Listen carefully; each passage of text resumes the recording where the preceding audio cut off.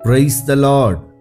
ఈ దినమున మనకు అనుగ్రహించబడిన శ్రేష్టమైన యేసయ్య మాట ఆమోసు గ్రంథము 4వ అధ్యాయం 12వ వచనం. మీ దేవుని సన్నిధిని కనబడుటకై సిద్ధపడుడి.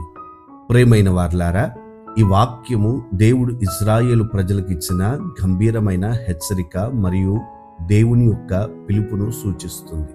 స్థిరపరుడి అని చెప్పిన ఆ మాటను మనం గమనించగలిగితే అది ఒక పెద్ద సంఘటనకు ముందుగా దేవుడు మనల్ని సూచిస్తున్న సూచనగా కనబడుతుంది. దేవుని సన్నిధిలో కనబడుట అనేది ఒక సాధారణ విషయం కాదు. అది పవిత్రమైన భయభక్తులు కలిగిన మన ఆత్మను పరిశుద్ధపరిచే అనుభవం. మనము భూసంబంధమైన అధికారుల ఎదుట కనబడబోతే ఎంత జాగ్రత్తగా సిద్ధమవుతామో, పరలోకపు అధికారి అయిన దేవుని ఎదుట కనబడడానికి మరింత శ్రద్ధ చూపాలి. ఆయన సన్నిధిలో మన హృదయము, మన ప్రవర్తన, మన ఆలోచనలు పరిశుద్ధంగా ఉండాలి.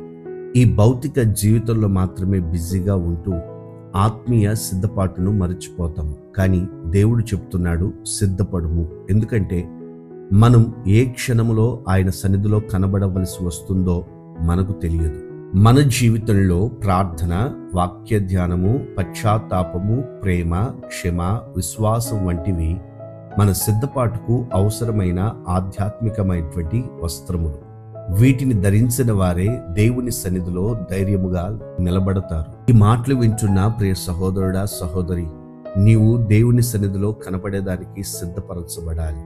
అలాంటి సిద్ధపాటులో నీ హృదయం పరిశుద్ధపరుచుకో, నీ మనస్సును క్రమపరుచుకో, నీ జీవితాన్ని స్థిరమైనటువంటి అనుభవాల్లో కొనసాగింపచేయి.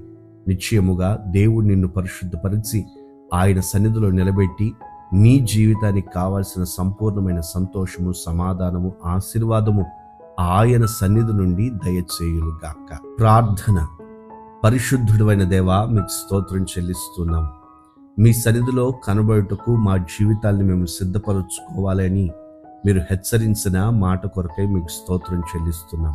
మా ఆత్మ సంబంధమైనటువంటి జీవితాన్ని పరిశుద్ధతతోనూ పవిత్రతతోనూ మీరు మా ఎదుట ఉంచినటువంటి క్రమమైనటువంటి అనుభవాల్లో సిద్ధపరుచుకున్నట్లుగా మీ ఆత్మ సహాయమును మీరు మాకు అనుగ్రహించండి.